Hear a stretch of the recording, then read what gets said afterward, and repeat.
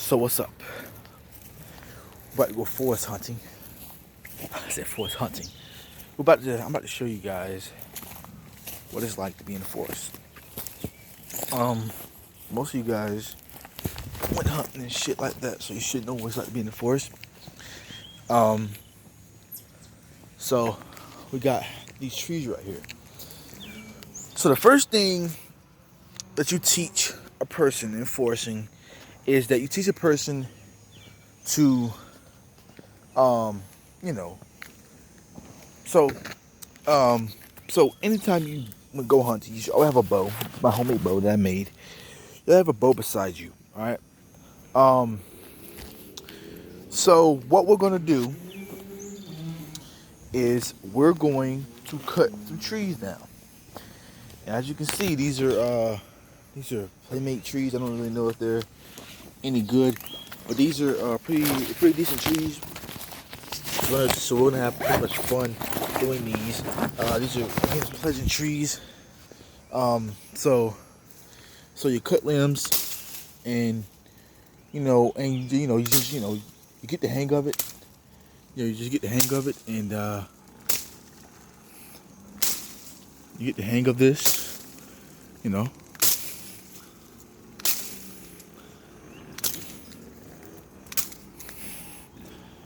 but you want to make sure that when you're cutting the trees, or trying to get out of a situation where you can't cut the trees, you want to make sure. Set this down 1 second, and let me show you guys. Let me put that book bag. Let me show you guys what's inside these trees. All right. So what's inside these trees? If I can break some off, I don't know if I can break some off.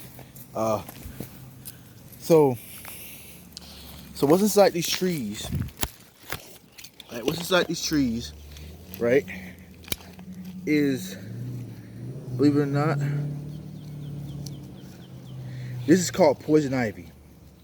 A lot of people, when they use poison ivy, they don't really know what poison ivy really is. In certain type of plants, in certain type of environments where you can't see them, there are poison ivy in them. There are people who have said, millions of things about how poison ivy can better help the environment. You're a fucking idiot, because that's not gonna ever happen. So, and if you want to fucking, just cut, just cut a little bit of the things down, you can do that. It's not gonna really hurt anything if you cut them down. See, look, that's poison ivy. Anything above that is not poison ivy.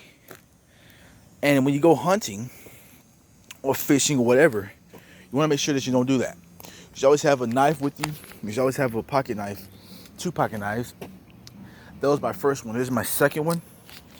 You should always have a pocket knife with you, or some kind of blade that can help you cut through smaller items. Sometimes it doesn't have to be a big knife, because a lot of situations doesn't really require a big knife. As much as it just requires you just fighting for your goddamn life, right? So let's go over some other stuff. So when we do this type of stuff, we want to make sure that we're not actually doing it. So in bowing, I'm sure most of you guys know, in bowing, you want to make sure that you're not surrounded by any type of meaning. As you can see, this is not really a forest woods. See those trees right here. You want to make sure that even though you're surrounded by it, you want to make sure that you're that you're not too intact with the surroundings. And you want to make sure that when you shoot a bow in the forest, you want to make sure that it connects. See, that can happen. You don't want that fail. All right, you don't want that fail. You want to make sure that your bow is good and sweet for that attack to go, and then as soon as it comes, boom, there it is, right? So I mean, that's just how it is. Your bow can get stuck. Your bow can get, so just anything really. And you don't want that. You don't want that. You want your bow to be nice and stiffy. And we're gonna talk more about things in a little bit. Where should you shoot your bow? How many monitors should you shoot your bow? Well, you can shoot it this way. I'm gonna shoot this right here, which you guys probably can't see it. I'm gonna shoot this right here, try to see how many thermometers we can get this bow to shoot. So, um, we're gonna shoot it. It was a fail there. So we're gonna shoot it, and yeah. So let's shoot it real quick. All right. So as you can see, this fails. About 5 or 3 thermometers. You can see it's not 5 or 3 thermometers from where I was. So anytime you go hunting or anything like that, you want to make sure that you're not actually shooting it above the angle that it is made for. There are people that will say to you, "Oh shit, let me shoot every single thing in the goddamn forest." Can't do that because you don't want to make sure you want to make sure that you just want to kill what you want to kill. And how you're gonna kill it, you're gonna have to do it with common sense and let's just face it, man. Do it with heart, man, because you know what I'm saying, when you kill something, you automatically feel bad about it. I mean, there's just no, you know what I'm saying, there's no doubt about it. But we make sure that you're not actually killing something, and you know, just not feeling you got regret about it, dude. I mean, that's just life itself. But I mean, you know, I don't really condone you do that. I mean, I just believe. So, again, we're gonna go with the big knife. So we're gonna be cutting down some trees again. So anytime you want to cut out some trees like that, you want to make sure that you're not actually cutting out trees. You want to make sure that it's nice and angled to the point where you can access the trees. I see a lot of people when they cut trees, they cut it like kind of like this. Okay, you're not getting the trees angled. You want to make sure you cut it like this to make sure that everything is actually swiped away. You see that nice little cut there, and that leaves a trail mark. Okay, and you become more confident when you cut it. See, it's over with. See, you become more confident when you cut it, and everything just cut. So I mean, so that's how it is. You know, wrestling, that's how it is. You know, wrestling, you're gonna be, but you know, so in the real situation, you're gonna be here. You're gonna be here in this stance. You're gonna be, you know, so just cutting stuff with it. You know, but with a big knife like this right here, you're most likely not going to be able to use it. Because in a situation, you might have a better shotgun, or you might have a rifle nearby, or you might have this right here may not be the option. You may have different type of shit that you can use. There are people that say knives solve everything. A knife like this only solves a self-defense situation between 5 guys on one. First of all, and if you're in the forest on a hunting attack, this will only save you from a bear or any type of like lion or any type of animal, alligator. You know, if you play Red Dead Redemption, you should know about shit like that. So, I mean, that's just how it is. But you want to make sure that you're not actually getting into the rhythm of actually getting so excited about a knife so much that you think, okay, yeah, a knife is gonna fucking save me. It won't.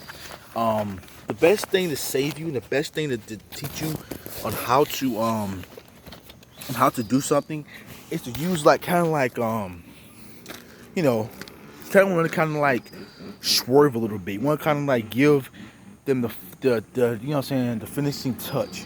There are things that people can say to you that may overlap with a lot of communicative environments. There are people that may say stuff like, okay, yeah, you got to hunt into a different pretenders.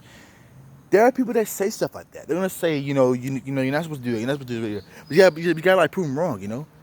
But you want to make sure that you're not hunting for anything that that's not ready to kill. Bottom line, right? So if you're hunting for a deer, you're gonna most likely use different kind of bullets. If you're shooting a buckshot, if you're shooting a shotgun, a rifle, or a crossbow, or even a bow and arrow, or even a big ass knife you want to just kill somebody with, all right?